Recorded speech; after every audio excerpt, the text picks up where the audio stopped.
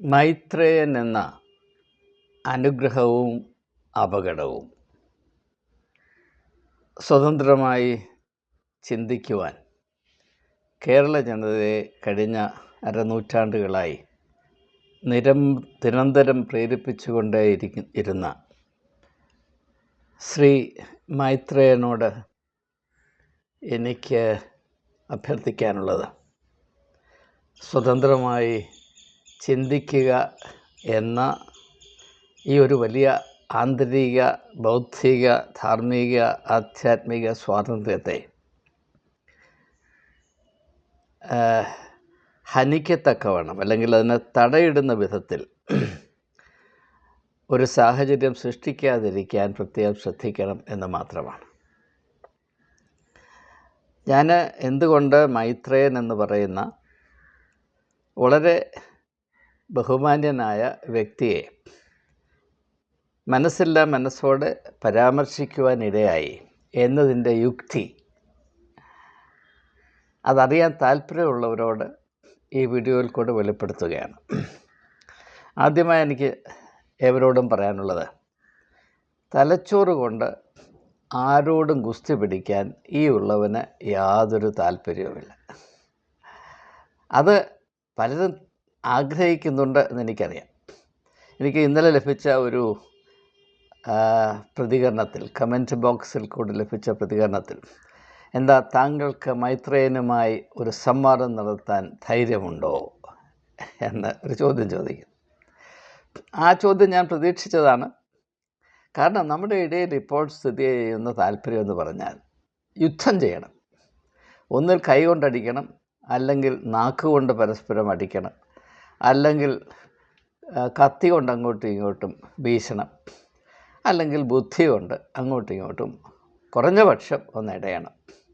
എനിക്കിതിലൊന്നും താല്പര്യമില്ല. എൻ്റെ താല്പര്യം ഒന്ന് മാത്രമാണ്. ഞാൻ ആജീവനാന്തം യുവാക്കളുടെ ഇടയിൽ സേവനം ചെയ്ത വ്യക്തിയാണ്. 46 വർഷം ഞാൻ ഭാരതത്തിലെ യുവതി യുവാക്കന്മാർക്ക് എളിയ സേവനം ചെയ്ത വ്യക്തിയാണ്.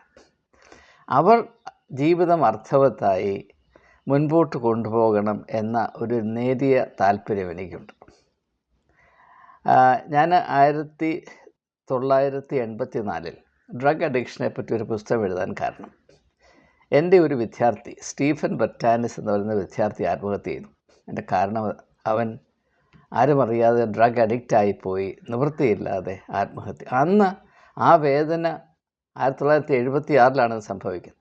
ആ വേദനയുള്ളിൽ വഹിച്ചാണ് അവസാനം ഞാൻ അതിനെപ്പറ്റി പുസ്തകം എഴുതുന്നത്. അതുകൊണ്ട് എനിക്ക് ആരെയും വാഗ്വാദത്തിൽ കൂടെ കീഴടക്കാനോ, ആരെയെങ്കിലും കൊച്ചാണെന്ന് സ്ഥാപിക്കാനോ, ഞാൻ ആരുടെയെങ്കിലും മേളിലാണെന്നോ താഴെയാണെന്നോ സ്ഥാപിക്കാനോ എനിക്ക് യാതൊരു താല്പര്യമില്ല. എനിക്ക് ചില ആശയങ്ങളുണ്ട്, ആദർശങ്ങളുണ്ട്, ഒരു കൃത്യമായ ലക്ഷ്യമുണ്ട്. അതെന്താണ്? മനുഷ്യത്വത്തിലേക്ക് പ്രവേശിക്കണം. അതിന് ഉള്ള പ്രധാന മാർഗങ്ങളിലൊന്ന് അന്വേഷിക്കുക എന്നുള്ളതാണ്. അന്വേഷിക്കുക. മനുഷ്യൻ ഒരു അന്വേഷിയായില്ലെങ്കിൽ മനുഷ്യത്വം മരിച്ചു പോകും എന്നതാണ് എൻ്റെ ഏറ്റവും അടിസ്ഥാന പ്രമാണം. ഞാൻ മൈത്രേയനെ വിലമതിക്കുന്നത് അദ്ദേഹം ഒരു അന്വേഷിയായിരുന്നു എന്നതുകൊണ്ടാണ്. പക്ഷേ ഇപ്പോൾ അന്വേഷി എന്ന ആ ഒരു മഹനീയമായ അവസ്ഥയിൽ നിന്ന് ഒരു കൾട്ട് ഫിഗറായി അദ്ദേഹം വളരുവാനും അദ്ദേഹത്തെ വളർത്തുവാനും കേരളത്തിലെ മുഖ്യധാരാ മാധ്യമങ്ങളും സോഷ്യൽ മീഡിയയും ശ്രമിക്കുന്നുണ്ട്. അത് മൈത്രേയൻ തന്നെ ഏത് ജീവിത ദർശനത്തിൽ ഈ പ്രക്രിയ ആരംഭിച്ചോ അതിന് ഘടകവിരുദ്ധമാണ് എന്ന് എന്തുകൊണ്ട് അദ്ദേഹത്തിന് മനസ്സിലാകുന്നില്ല എന്നതിൽ ഞാൻ അത്ഭുതപ്പെടുകയാണ്. മീഡിയ ഇതിനകത്ത് വഹിക്കുന്ന പങ്കിനെപ്പറ്റി ഞാൻ തൽക്കാലം പറയാൻ താല്പര്യപ്പെടുന്നില്ല. അത് സന്ദർഭോചിതമായി പിന്നൊരു സമയം ഞാൻ കൈകാര്യം ചെയ്യുന്നതായിരിക്കും. ഇവിടെ നാം വളരെ കൃത്യമായി തിരിച്ചറിയേണ്ട ഒരു യാഥാർത്ഥ്യമുണ്ട്. മനുഷ്യത്വവും കൾട്ടും തമ്മിലുള്ള വ്യത്യാസം എന്താണ്? എന്താണ് കൾട്ട് മനുഷ്യത്വത്തിൻ്റെ ഏറ്റവും വലിയ അപകടമാണ് എന്ന് എന്നെപ്പോലെയുള്ളവർ വിശ്വസിക്കുന്നു. ഞാൻ ആദ്യം സൂചിപ്പിച്ചതുപോലെ മനുഷ്യത്വത്തിൻ്റെ ഊർജം അല്ലെങ്കിൽ ആർജവം അന്വേഷണത്തിലാണ്, യാതൊരു സംശയമില്ല.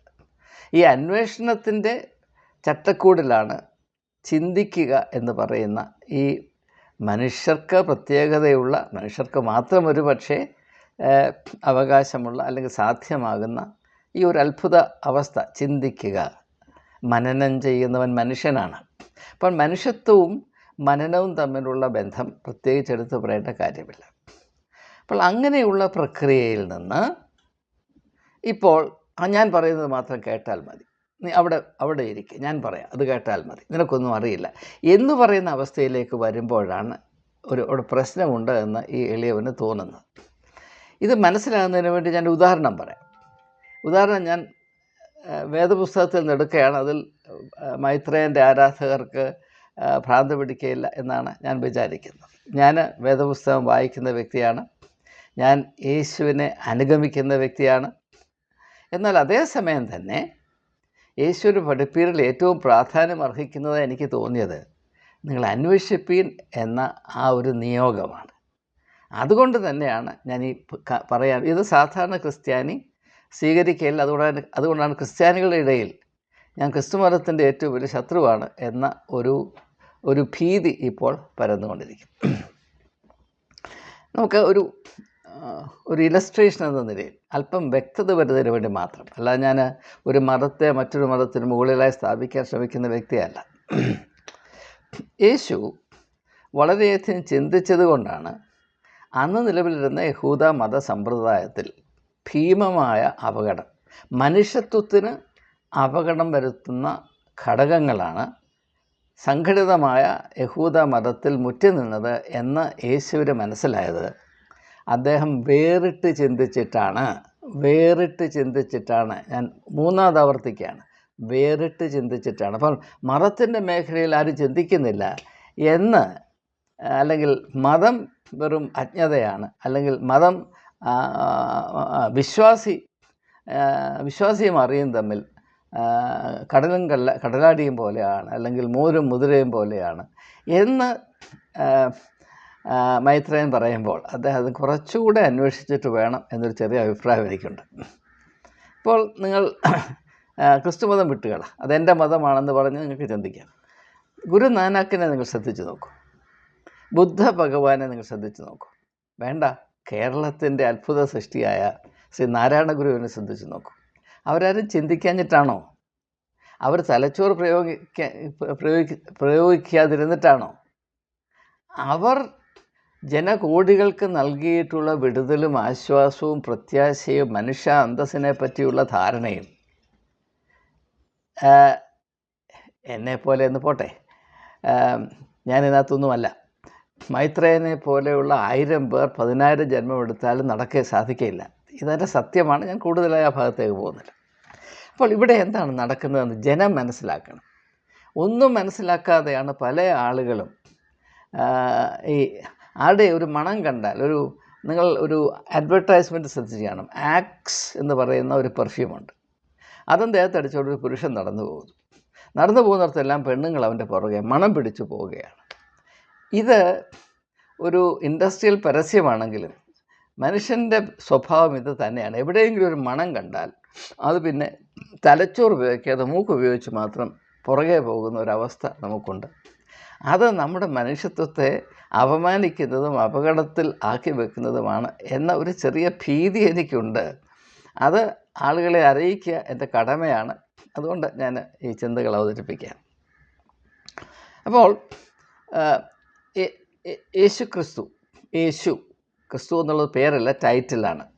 യേശു അന്ന് നിലവിലിരുന്ന സങ്കല്പങ്ങളെ, ചിന്താഗതിയെ, മതപരമായ വീക്ഷണത്തെ, ദൈവസങ്കല്പത്തെ, മനുഷ്യൻ എന്താണ് എന്നതിനെപ്പറ്റി, ലോകം എന്താണ് എന്നതിനെപ്പറ്റി, ബന്ധങ്ങൾ എന്തായിരിക്കണം എന്നതിനെപ്പറ്റി, സത്യം എന്താണ്, സത്യം എന്തല്ല, ഇങ്ങനെയുള്ള പല കാര്യങ്ങളെപ്പറ്റി കൂലങ്കഷമായി ചിന്തിച്ചതിൻ്റെ ഫലമായി അന്ന് സ്ഥിതി ചെയ്തിരുന്ന ആ ഒരു അവസ്ഥാവിശേഷത്തിൽ കാര്യമായ പരിമിതികളുണ്ടെന്ന് തിരിച്ചറിഞ്ഞ് അതിൽ നിന്ന് മുൻപോട്ട് പോകണം. ആ മുൻപോട്ട് പോകാൻ സഹായിക്കുന്ന ചില കാര്യങ്ങൾ ഞാൻ നിങ്ങൾക്ക് പങ്കിടുകയാണ് എന്ന അർത്ഥത്തിൽ മാത്രമാണ് യേശു തൻ്റെ പരസ്യ ശുശ്രൂഷ നടത്തിയത്. ഒരു മതവും അദ്ദേഹം സൃഷ്ടിച്ചിട്ടില്ല എന്നത് സത്യമാണ്. പക്ഷേ ആ നല്ല മനുഷ്യൻ്റെ പേരിൽ എന്തെല്ലാം ഭീകരമായ പ്രവർത്തനങ്ങളാണ്, എന്തെല്ലാം പൊട്ടത്തരങ്ങളാണ്, മൊണ്ണത്തരങ്ങളാണ്, മനുഷ്യർക്ക് പോട്ടെ മൃഗങ്ങൾക്ക് പോലും യോജിക്കാത്ത കാര്യങ്ങളാണ് കഴിഞ്ഞ 2000 വർഷത്തിൽ ഇങ്ങനെ വിളമ്പിക്കൊണ്ടേയിരുന്നത്. അത് യേശുവിൻ്റെ തുടർന്നുള്ള ക്രൂശീകരണമായിട്ട് ഞാൻ കാണുന്നു. നിങ്ങളെങ്ങനെയാണ് കാണുന്നത് എനിക്കറിയില്ല. ഇതിനോട് സഹകരിക്കാൻ കഴിയാത്തത് കൊണ്ടാണ് ഞാൻ ഒരു പുരോഹിതനായിരുന്ന കാലം ഇത്രമാത്രം എനിക്ക് വിവരമില്ലായിരുന്നു.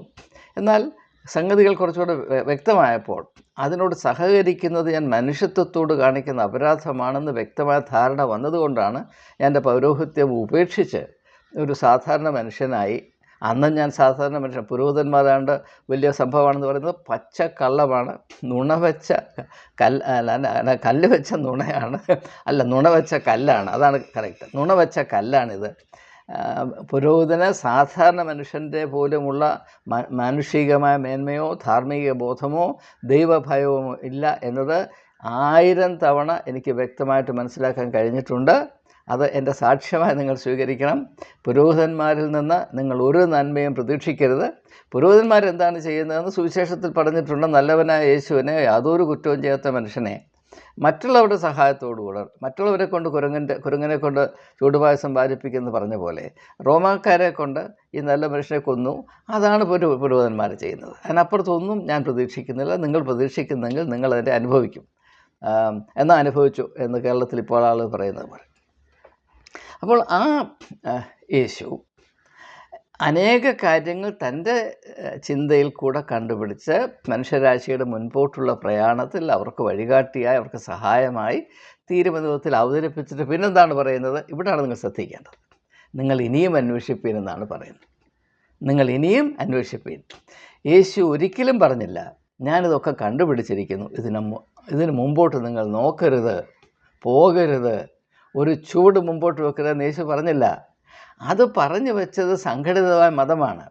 യേശുവിൻ്റെ പേരിൽ സ്ഥാപിക്കുകയും യേശുവിൻ്റെ ആത്മാവിനോടും കാഴ്ചപ്പാടിനോടും മൂല്യങ്ങളോടും ആദർശങ്ങളോടും ഘോരമായ അപരാധം സംഘടിതമായി ചെയ്തുകൊണ്ടിരിക്കുന്ന മതമാണ് ക്രിസ്തു. മതമാണ്, ക്രിസ്തുവിൻ്റെ മാർഗമല്ല, ക്രിസ്തുവിൻ്റെ മതമാണ് പറയുന്നത് നിങ്ങൾ ചിന്തിക്കരുത്, നിങ്ങൾ അന്വേഷിക്കരുത്, നിങ്ങൾ പുതുതായി ഒന്നും മനസ്സിലാക്കരുത്. 2000 വർഷത്തിന് മുമ്പ് അല്ല 1500 വർഷത്തിന് മുമ്പ് സുനഹദോസ് ഉണ്ടാക്കിയ ചില കാര്യങ്ങൾ, ചില നൂഡിൽസ്, അതിനപ്പുറത്ത് നിങ്ങളൊന്നും കഴിക്കരുത് എന്ന് പറയുന്നത് യേശു അല്ല. യേശു എന്താണ് പറയുന്നത്? എൻ്റെ ആത്മാവ് നിങ്ങളിൽ വരും, അപ്പോൾ ആ സത്യത്തിൻ്റെ ആത്മാവ് നിങ്ങളെ സകല സത്യത്തിലേക്കും വഴി നടത്തുമെന്നാണ്. യോഹന്നാൻ്റെ സുവിശേഷം 16-ാം അധ്യായത്തിൻ്റെ 11-ാം വാക്യത്തിൽ എന്താണ് പറയുന്നത്? പരിശുദ്ധാത്മാവ് നിങ്ങളിൽ സഹായകനായി വന്നാൽ എന്ത് സംഭവിക്കും? അവൻ നിങ്ങളെ സകല സത്യത്തിലേക്കും വഴി നടത്തും. അപ്പോൾ യേശു എല്ലാം പൂർത്തിയായി എന്ന ക്രൂശിൽ പറയുന്നത് തനിക്ക് തൻ്റെ ജീവിതകാലത്ത് നിർവഹിക്കാനായി താൻ മനസ്സിലാക്കിയിട്ടുള്ള ദൈവഹിതമെന്ന് താൻ മനസ്സിലാക്കിയിട്ടുള്ള അതെല്ലാം പൂർത്തിയായെന്നാണ് പറയുന്നത്. അല്ലാതെ മനുഷ്യരാശി ഈ ഭൂമിയുടെ പരപ്പിലിരിക്കുന്നിടത്തോളം കാലം സംഭവിക്കേണ്ടതും അറിയേണ്ടതുമായ എല്ലാം പൂർത്തിയാകുന്ന അർത്ഥത്തിലല്ല.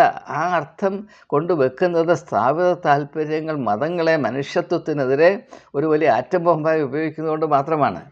മനുഷ്യത്വത്തിൻ്റെ കണ്ണടയ്ക്കാൻ മാത്രം പര്യാപ്തമായ ഒരു പൈശാചിക സങ്കല്പമാണ് എല്ലാം നിവൃത്തിയായി, എല്ലാം പൂർത്തിയായി, ഇനി ഒന്നും അറിയണ്ട, ഇനി മുൻപോട്ട് ചിന്തിക്കരുത്, ഇനി തലച്ചോറ് ഉപയോഗിച്ചാൽ അത് പിശാചാണ് എന്ന് പഠിപ്പിക്കുന്നത് ലോകത്തിലെ വലിയ ശാപമാണ്. ഇവിടെ ഈ ഒരു വെളിച്ചത്തിൽ മൈത്രേയൻ കേരളത്തിലെ എല്ലാ വ്യക്തികൾക്കും, ഹിന്ദുക്കൾക്ക് മാത്രമല്ല ക്രിസ്ത്യാനികൾക്കും മുസ്ലിങ്ങൾക്കും എല്ലാം വളരെ ഗുണം ചെയ്യാൻ സാധ്യതയുള്ള ഒരു വലിയ നിലപാടെടുത്തു. അതെന്താണ്? നിങ്ങൾ അന്വേഷിക്കണം, നിങ്ങൾ വേറിട്ട് ചിന്തിക്കണം. ഞാൻ 100% അവനോട് യോജിക്കുകയാണ്. നിങ്ങൾ വേറിട്ട് ചിന്തിക്കുമ്പോൾ നിങ്ങളുടെ വിടുതൽ പ്രാപിക്കും. അത് യേശു പറഞ്ഞതാണ്. ഇത് മൈത്രേയൻ പറഞ്ഞതല്ല, ഇത് യേശു പറഞ്ഞതാണ്. യേശുവിന് മുൻപ് ബുദ്ധ ഭഗവാൻ ഇത് തന്നെയാണ് പറഞ്ഞത്. 1400 വർഷങ്ങൾക്ക് മുൻപ് മുഹമ്മദ് നബിയും ഇത് തന്നെയാണ് പറഞ്ഞത്. പക്ഷെ ഓരോരുത്തരും അവരവരായിരുന്ന കാലഘട്ടത്തിൻ്റെ പരിമിതിയിലും പ്രത്യേകതയിലും അടങ്ങി നിന്നുകൊണ്ടാണ് സംസാരിക്കുന്നത്. യേശു ഇപ്പോൾ ജനിച്ചിരുന്നുവെങ്കിൽ അദ്ദേഹം തൻ്റെ ആശയങ്ങളും ദർശനങ്ങളും അവതരിപ്പിക്കുന്ന വിധം വളരെ അന്നത്തേക്കാൾ വളരെ വ്യത്യാസമായിരിക്കും, അതിന് യാതൊരു സംശയമില്ല.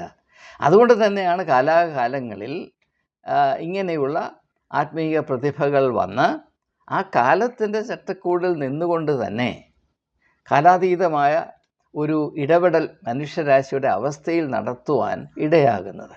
അതിൽ തന്നെ വലിയൊരു ഒരു വിഷയമാണ്. ഇതിനെയൊക്കെ പുച്ഛിച്ച് തള്ളാൻ വളരെ എളുപ്പമാണ്. പക്ഷേ ഇതിൻ്റെ 4 അയലത്ത് വരാൻ ഒരു 10,000 മൈത്രേയന്മാർക്ക് കഴിയുകയില്ല എന്നതാണ് ഞാൻ മനസ്സിലാക്കുന്നത്. ഇനി നോക്ക്, വാസ്തവത്തിൽ ഒരു അന്വേഷണ അച്ചടക്കത്തിൽ കൂടെ ഉരുത്തിരിഞ്ഞു വരുന്ന പുതിയ അറിവ്, പുതിയ നിലപാടുകൾ, പുതിയ കാഴ്ചപ്പാടുകൾ, അതൊരു പുതിയ സൂര്യോദയം പോലെയാണ്. അത് അനേകം ആളുകളെ ആകർഷിക്കും, അത് സ്വാഭാവികമാണ്. എന്നാൽ അവിടെ 2 സാധ്യതകളുണ്ട്. ഒന്ന്, അത് ഒരു ആത്മീയമായ അച്ചടക്കമായി തന്നെ തുടരുക. 2, അതൊരു കൾട്ടായി മാറുക. അത് കൾട്ടാകുമ്പോൾ ഈ ഒരു ആദർശ പുരുഷനിൽ കൂടെ ഉരുത്തിരിഞ്ഞു വന്ന ആശയങ്ങളും കാഴ്ചപ്പാടുകളും അറിവും അതിനപ്പുറത്തൊന്നുമില്ല. അതിനപ്പുറത്ത് എന്തെങ്കിലും ഉണ്ടെന്ന് പറയുന്നവനെ കല്ലെറിഞ്ഞു കൊല്ലണം, അവനെ നിലംപരിശാക്കണം എന്നതാണ് കൾട്ടിൻ്റെ സ്വഭാവം. അത് മനുഷ്യരാശിയുടെ മുൻപോട്ടുള്ള പുരോഗമനത്തിന് തടയിടുന്നതിന് മാത്രം സഹായിക്കുന്ന കാര്യമാണ്. എന്നാൽ മറ്റൊരു സാധ്യതയുണ്ട്. എന്താണ്? ഈ അന്വേഷണമായി തന്നെ തുടരണം. അതിൻ്റെ പേരാണ് ആത്മീയത എന്നുള്ളത്. പക്ഷെ അത് ആൾക്കറിയാൻ വേണ്ടി ഞാൻ എന്ത് ചെയ്യും? ഇപ്പോൾ ശ്രീ മൈത്രേയനോട് സ്നേഹത്തോടും ബഹുമാനത്തോടും എനിക്ക് പറയാനുള്ളത്, താങ്കൾ ദയവായി അല്പസമയം ഒന്ന് മാറി നിന്ന് ചിന്തിക്കുക. താങ്കൾ എവിടെ നിന്ന് ആരംഭിച്ചു? കഴിഞ്ഞ 50 വർഷത്തിലേറെ താങ്കൾ എങ്ങനെ യാത്ര ചെയ്തു? ഏതെല്ലാം അനുഭവങ്ങളിൽ കൂടെ കടന്നുപോയി? ഇത് മുഴുവനും അന്വേഷണത്തിൻ്റെ അനുഭവമാണെന്ന് എനിക്കറിയാം. അതുകൊണ്ടാണ് ഞാൻ ആദ്യത്തെ വീഡിയോയിൽ തന്നെ പറഞ്ഞത് 80% താങ്കൾ പറയുന്ന എല്ലാറ്റിനോടും എനിക്ക് പൂർണ്ണ യോജിപ്പാണ്. ഞാൻ തന്നെ വളരെ വിലമതിക്കുന്നു. അതെൻ്റെ ആത്മാവിനോട് ചേർന്ന് നിൽക്കുന്ന കാര്യങ്ങളാണ്. അതൊരു പക്ഷേ മൈത്രേയനെ ആരാധിക്കുന്ന ആളുകളോ ഈ കൾട്ടിൽപ്പെടുന്ന ആളുകൾക്ക് ഇത് മനസ്സിലാകില്ല. എന്നാൽ അതേസമയം തന്നെ അദ്ദേഹത്തിന് ഇപ്പോൾ സംഭവിച്ചുകൊണ്ടിരിക്കുന്ന വലിയൊരു അപകടമുണ്ട്. അതെന്താണ്? അന്വേഷണത്തിൽ നിന്ന് ഈ ആധിപത്യത്തിലേക്ക് അദ്ദേഹം കാലുമാറ്റി ചവിട്ടുകയാണ്. ഇത് മനുഷ്യത്വത്തിൽ നിന്ന് മാടമ്പിത്തരത്തിലേക്ക് ഒരു മാറ്റം സംഭവിക്കുകയാണ്. ഒരു ബൗദ്ധികമായ നൂതന രീതികളിലുള്ള ഒരു മാടമ്പിത്തരം. അതിൻ്റെ മൊണോപ്പൊളി ഞാനാണ്, അതിൻ്റെ അദാനിയും അംബാനിയും ഞാനാണ്, എന്നെ എതിർക്കുന്നവനെ അടിച്ചമർത്തും എന്ന ഒരു സ്ഥിതിയിലേക്ക് വരുമ്പോൾ ഏത് പ്രത്യേകമായ മാനുഷികമായ കഴിവ് അതിൻ്റെ അർത്ഥത്തിൽ പ്രയോഗിച്ചാണോ മൈത്രേയൻ കഴിഞ്ഞ ദശകങ്ങളിൽ ഈ പ്രത്യേകമായ വളരെ വിലമതിക്കേണ്ട ചിന്താഗതികൾ, അറിവുകൾ പ്രാപിച്ചത്, ആ പ്രക്രിയയെ കൊല്ലുകയാണ്. അവിടെയാണ് എനിക്ക് വിയോജിപ്പുള്ളത്. അവിടെ മാത്രമാണ് ഒരു പക്ഷേ എനിക്ക് പ്രയോജനമുള്ളത്.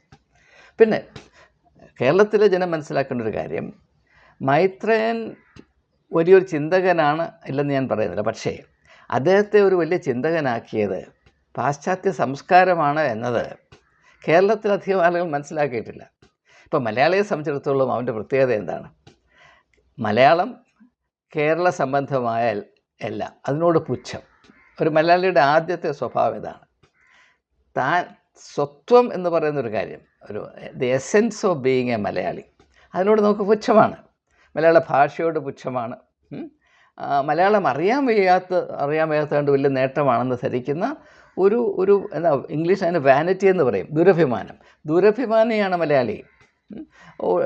അതുകൊണ്ടാണ് ഇപ്പം ശശി തരൂർ ഒന്ന് തുറന്നാൽ പറഞ്ഞ ആളുകൾ ഇപ്പോൾ ചിന്തയിൽ മൈത്രേയൻ എങ്ങനെയാണ് അപ്രകാരമാണ് ഭാഷയിൽ ശശി തരൂർ. മലയാളിക്ക് ഒരു കൾട്ട് വേണം. കാരണം എന്താണ്? മലയാളിക്ക് യാഥാർത്ഥ്യബോധം നഷ്ടപ്പെട്ടു കഴിയും. ഇപ്പോൾ ഏത് ഭാഷയ്ക്കും അതിൻ്റേതായ വിലയുണ്ട്. മലയാള ഭാഷയുടെ മേന്മയെപ്പറ്റി ഞാൻ ആജീവനാന്തം മുറി ഇംഗ്ലീഷ് വിറ്റാണ് ജീവിച്ചത്. എൻ്റെ ബ്രെഡ് ആൻഡ് ബട്ടർ ഇംഗ്ലീഷായിരുന്നു. ഞാൻ എഴുതിയ എല്ലാ പുസ്തകങ്ങളും ഇംഗ്ലീഷാണ്. എൻ്റെ അഹോർത്തി കഴിഞ്ഞത് ഇംഗ്ലീഷാണ്. എന്നാലും ഞാൻ പറയട്ടെ, മലയാള ഭാഷയെപ്പറ്റി അത്ഭുതത്തോടും അഭിമാനത്തോടും കൂടെയാണ് ഞാൻ എപ്പോഴും ചിന്തിച്ചിട്ടുള്ളത്. ഇതത്ര വികസിച്ച ഒരു ഭാഷയാണ്. ഇതിൻ്റെ ആ ന്യൂവാൻസസ് ഓഫ് എക്സ്പ്രഷൻ, അതിൻ്റെ സാധ്യതകൾ, അതിൻ്റെ സൗന്ദര്യം, അതിൻ്റെ ചടുലത ഓർത്ത് ഞാൻ അത്ഭുതപ്പെടാറുണ്ട്. പക്ഷേ മലയാളിക്ക് പുച്ഛമാണ്. അപ്പോൾ അതുകൊണ്ട് മലയാളത്തിൻ്റേതല്ല, നമ്മുടേതല്ലാത്ത ഏതെങ്കിലും ഒരു സംസ്കാരത്തിൽ നിന്ന് എന്തെങ്കിലും അവതരിപ്പിച്ചാൽ നമ്മുടെ സംസ്കാരത്തിന് വെളിയിൽ പോകരുതെന്നല്ല ഞാൻ ഈ പറയുന്നത്, തെറ്റിദ്ധരിക്കുന്നത്. അത് ഏതാണ്ട് വലിയ സംഭവമാണ്. ലോകത്തിലെ സത്യം മുഴുവനും അതിനകത്താണ്. ഇപ്പോൾ വിവാഹം കഴിക്കാതെ സ്ത്രീയും പുരുഷനും ഇങ്ങനെ താമസിക്കുക, അത് പാശ്ചാത്യ സംസ്കാരത്തിൽ ഉടലെടുത്ത ഒരാശയമാണ്. അത് മൈത്രേയൻ കണ്ടുപിടിച്ചല്ലെന്ന് ഞാൻ നിങ്ങളോട് പറയണോ?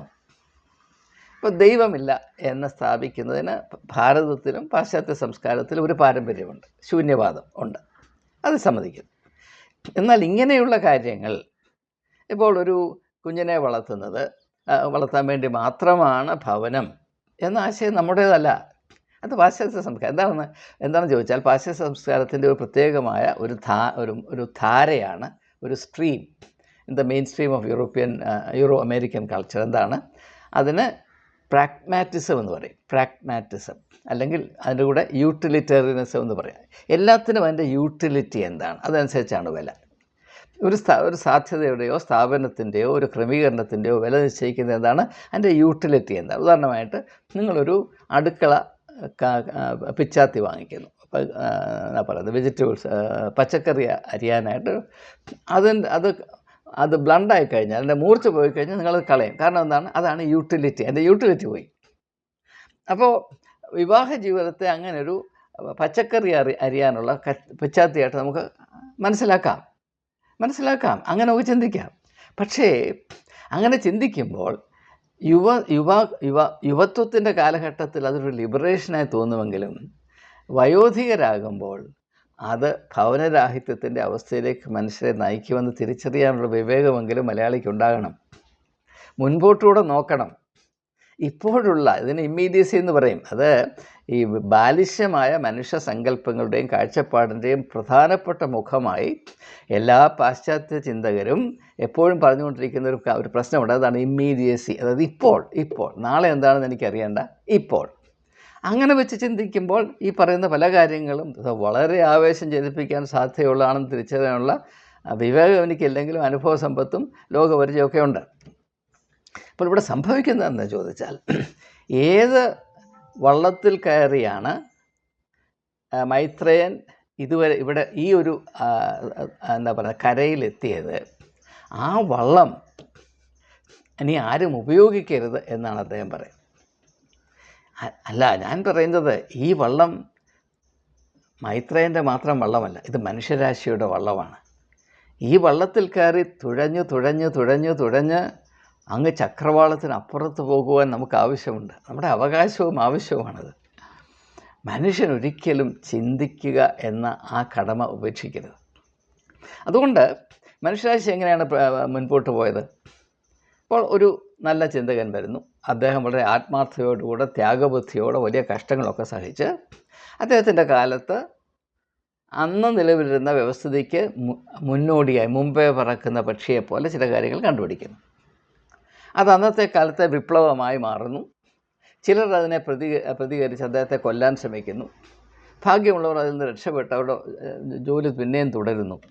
അങ്ങനെ അവർ കണ്ടുപിടിക്കുന്ന കാര്യങ്ങൾ അടുത്ത തലമുറയുടെ ഓർത്തഡോക്സിയായിട്ട് മാറുന്നു, അടുത്ത തലമുറയുടെ സാമാന്യ നിലയായിട്ട് മാറുന്നു. ആ തട്ടിൽ നിന്നുകൊണ്ട് ആ യുഗം സൃഷ്ടിക്കുന്ന ചില പ്രതിഭകൾ വീണ്ടും അന്വേഷിക്കുന്നതിൻ്റെ ഫലമായി ഇപ്പോൾ ആയിരിക്കുന്ന അവസ്ഥയിൽ നിന്ന് മുൻപോട്ട് പോകണം, ഇപ്പോഴായിരിക്കുന്ന അവസ്ഥയിൽ കാര്യമായ പ്രശ്നങ്ങളുണ്ട് എന്ന ബോധ്യത്തിൽ അന്വേഷിച്ച് മുൻപോട്ട് പോകുമ്പോൾ അടുത്ത പടിയിലേക്ക് അവരെത്തിച്ചേരുന്നു.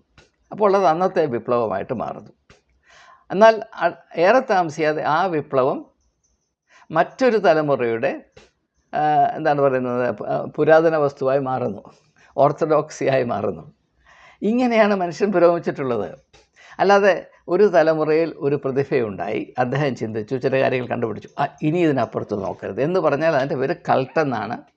ലോകത്തിൽ മതങ്ങളില്ല, ലോകത്തിൽ കൾട്ടുകൾ മാത്രമേ ഉള്ളൂ. ക്രിസ്ത്യൻ കൾട്ട്, ഹിന്ദു കൾട്ട്, മുസ്ലിം കൾട്ട് എല്ലാമാണ്. എന്താണ്? ചിന്തയിൽ വരുമ്പോൾ കൾട്ടാണ്. ചിന്തിക്കരുത്. ലോകത്തിലുള്ള എല്ലാ മതങ്ങളും അവകാശപ്പെടുന്നത് അവരെല്ലാം അതിൽ തന്നെ പൂർണ്ണമായ ഒരു സംവിധാനമാണ്. യേശു ചില കാര്യങ്ങൾ പറഞ്ഞ് പഠിപ്പിച്ചു, അതിനപ്പുറത്തേക്ക് നിങ്ങൾ നോക്കരുത്. It's A closed system. എന്നാൽ യേശുവിനെ അറിയുന്നവർ പറയും, ഈ അടഞ്ഞു കിടക്കുന്ന വാതിൽ തുറക്കുക എന്നതാണ് ആത്മീയത. പക്ഷെ അത് ഉൾക്കൊള്ളാനുള്ള ആത്മധൈര്യമോ ബുദ്ധി വികസനമോ സഭകൾക്കൊരിക്കലും ഉണ്ടാകുകയില്ല. ഞാൻ സഭകളിൽ നിന്ന് അത് പ്രതീക്ഷിക്കുന്നില്ല. കാരണം സഭകളെന്നത് യേശുവിൻ്റെ പേരിൽ ചില സ്ഥാപിത താല്പര്യക്കാർ മനുഷ്യരെ കബളിപ്പിച്ച് അധ്വാനിക്കാതെ ആജീവനാന്തം സുഖിച്ച് ജീവിക്കാനുള്ള സംവിധാനമാണ്. ഇതൊരു നാടകശാലയാണ് എന്ന് ഞാൻ പണ്ട് പറഞ്ഞിട്ടുള്ളതാണ്. മതം ഒരു നാടകശാല തന്നെയാണ്. ഇവിടെ വേഷഭൂഷാദികൾ കൊണ്ട് ആളുകളെ കണ്ണം അഞ്ചിച്ച് നിർത്തി, അവരെ അത്ഭുതപ്പെടുത്തി നിർത്തി അവിടെ പോക്കറ്റ് അടിക്കുന്ന ഒരു പരിപാടി ഇതിനകത്തുണ്ട്. യാതൊരു സംശയവുമില്ല. കളിപ്പീരാണ് ബഹുഭൂരിപക്ഷവും. അതിന് കളിപ്പീരായിട്ട് ഉപയോഗിക്കുന്നത് ഒരു കാലത്തൊരു വലിയ ആത്മീക ബൗദ്ധിക ആധ്യാത്മിക വിപ്ലവമായ ആ സംഭവത്തിൻ്റെ ഉപാധികൾ ഉപയോഗിച്ചിട്ടാണ് മനുഷ്യരെ കളിപ്പിക്കുന്നത്. ഇതാണ് എന്താ പറയുന്നത്, പ്രവാചകന്മാരും കള്ളപ്രവാചകന്മാരും തമ്മിലുള്ള വ്യത്യാസം. പ്രവാചകൻ വന്ന് സ്തുത്യർഹമായ സേവനം ചെയ്ത് അതിൽ കൂടെ ഉരുത്തിരിഞ്ഞ് വരുന്ന സാമഗ്രികൾ ഉപയോഗിച്ചിട്ടാണ് കള്ളപ്രവാചകൻ അവൻ്റെ കച്ചവടം നടത്തുന്നത്. ഇത് വലിയൊരു വിഷയമാണ്. നിങ്ങൾ തുറന്ന് ചിന്തിക്കണം. അപ്പോൾ എനിക്കിത്ര മാത്രമേ പറയാനുള്ളൂ. മൈത്രേയൻ കടന്നു വന്ന വഴി ഞാൻ അതിനെ അംഗീകരിക്കുന്നു, ഞാനതിനെ വിലമതിക്കുന്നു, അതിനെ മാനിക്കുന്നു. എന്നാൽ അദ്ദേഹം ഇങ്ങനെ സഞ്ചരിച്ചിപ്പോൾ വന്ന് ചില കാര്യങ്ങളൊക്കെ പറയാനുള്ള ത്രാണിയുണ്ട്. അതുകൊണ്ട് ഞാൻ പറയുന്നതിനപ്പുറത്തൊന്നുമില്ല എന്ന് പറഞ്ഞാൽ അതിനോട് വളരെ വിനയപൂർവ്വം വിയോജിക്കാനുള്ള കടമ എനിക്കുണ്ട്. കാരണം ഇത് മനുഷ്യരാശിയുടെ നാമ്പ് നുള്ളുന്ന പരിപാടിയാണ്, മനുഷ്യത്വത്തിൻ്റെ വെളിച്ചം കെടുത്തുന്ന പരിപാടിയാണ് എന്ന് തിരിച്ചറിയാവുന്നതുകൊണ്ട് മാത്രമാണ്. അതുകൊണ്ട് എനിക്കെല്ലാവരോടും പറയാനുള്ളത്, നിങ്ങൾ മൈത്രേയൻ പറയുന്നത് ശ്രദ്ധിപ്പീൻ. മൈത്രേയൻ പറയുന്നത് ശ്രദ്ധിക്കരുത് ഞാൻ ആരോടും പറഞ്ഞിട്ടില്ല, പറയുകയുമില്ല. ഞാൻ പറയുന്നത് നിങ്ങൾ മൈത്രേയൻ പറയുന്നത് ശ്രദ്ധിപ്പീൻ.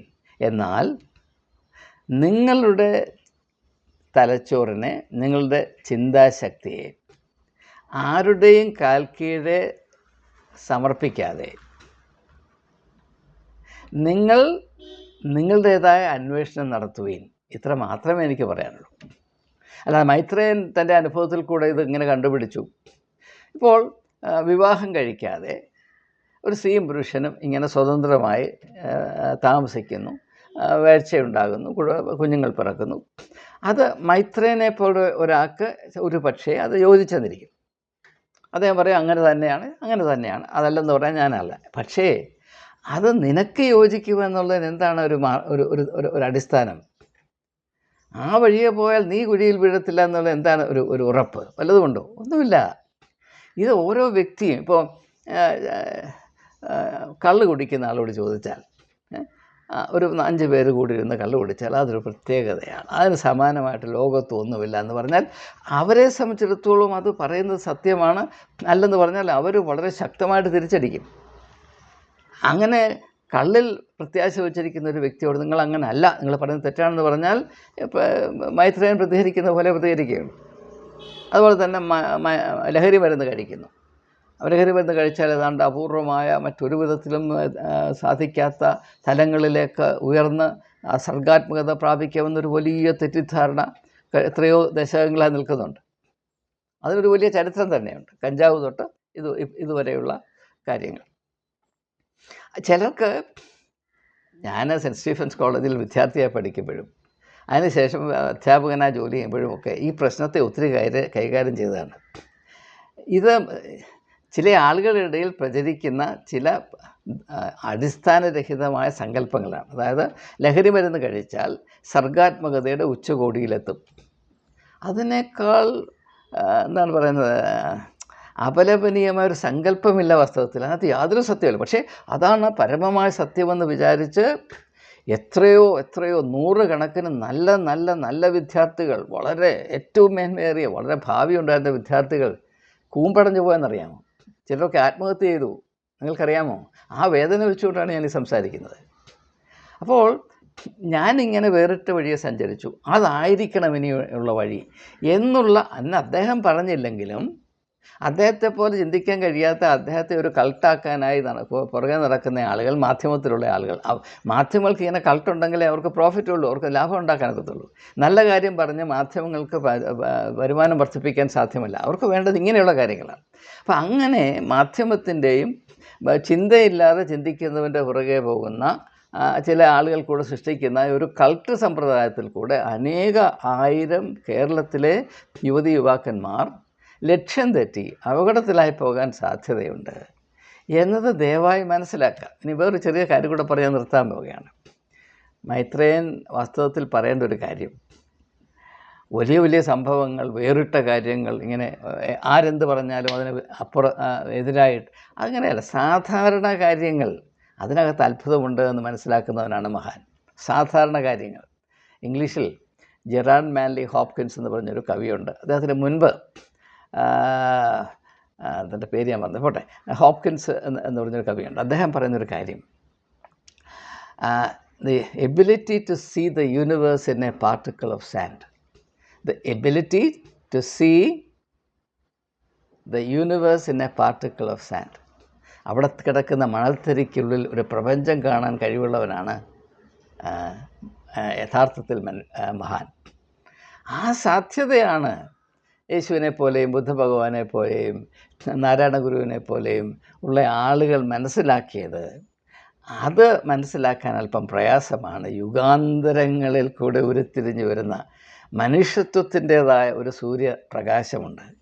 അത് ചിലയിടങ്ങളിൽ ചെന്ന് തട്ടുമ്പോൾ വെളിപ്പെട്ടു വരുന്ന അത്ഭുതകരമായ ചിന്തകളുടെയും അനുഭവ സാധ്യതകളുടെയും ചക്രവാളങ്ങളുണ്ട്. അവയുടെ മുമ്പിൽ പകച്ചു നിൽക്കാനല്ലാതെ എന്നെപ്പോലൊരു വ്യക്തിക്ക് കഴിയുകയില്ല. അതുകൊണ്ടാണ് ഞാൻ പറയുന്നത്, ഞാനൊരു വിശ്വാസിയാണ്. ഞാൻ മതത്തിൻ്റെ വിശ്വാസിയല്ല, ഞാൻ മനുഷ്യത്വത്തിൻ്റെ വിശ്വാസിയാണ്. ഞാൻ അനന്തമായ സാധ്യതകൾ ഉൾക്കൊള്ളുന്ന മനുഷ്യത്വത്തിൻ്റെ വിശ്വാസിയാണ്. ആ വിശ്വാസമാണ് എന്നെ ഇന്നും പ്രവർത്തിച്ചുകൊണ്ടേ ഇരിക്കുവാൻ പ്രേരിപ്പിക്കുന്നതും അതിൽ എനിക്ക് അനന്തമായ സന്തോഷം പകർന്നു തരുന്നു. അതുകൊണ്ട് മൈത്രേയനോട് കൊമ്പ് കോർക്കാൻ എനിക്ക് താല്പര്യമില്ല. ഞാൻ അദ്ദേഹത്തിൻ്റെ എതിരാളിയല്ല, അദ്ദേഹത്തിൻ്റെ ശത്രുവല്ല, ഞാൻ അദ്ദേഹത്തിൻ്റെ അടിമയുമല്ല. അദ്ദേഹത്തിൻ്റെ വഴി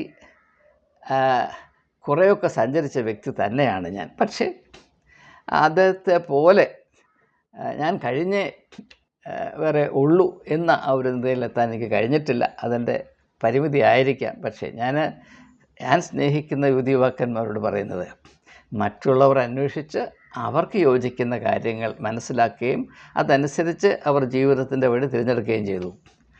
അത് നിങ്ങളും ചെയ്യേണ്ട കടമയാണ്. നിങ്ങൾ ചിന്തിച്ച് അന്വേഷിച്ച് നിങ്ങളുടെ ഉള്ളിലുള്ള സാധ്യതകളോട് നീതി പുലർത്തി നിങ്ങളുടെ വഴി കണ്ടെത്തുകയും, പക്ഷേ ആ വഴിയിൽ നിങ്ങൾ സഞ്ചരിക്കുമ്പോൾ നിങ്ങൾക്ക് ഒരു പ്രകാശ സ്രോതസ് ആവശ്യമാണ്, എ പില്ലർ ഓഫ് ലൈറ്റ് ആവശ്യമാണ്. അതെന്താണ് എന്നുകൂടെ നിങ്ങൾ അല്പം ഒന്ന് അന്വേഷിച്ച് അതിനനുസരിച്ച് മുൻപോട്ട് യാത്ര ചെയ്യുവീൻ. നിങ്ങളുടെ യാത്രയ്ക്കുള്ള എല്ലാ ഭാവുകങ്ങളും നേർന്നുകൊണ്ട് ഈ ഉള്ളവൻ തൽക്കാലം വിരമിക്കുന്നു. എല്ലാവർക്കും നന്മയുണ്ടാകട്ടെ, നന്മ മാത്രമുണ്ടാകട്ടെ.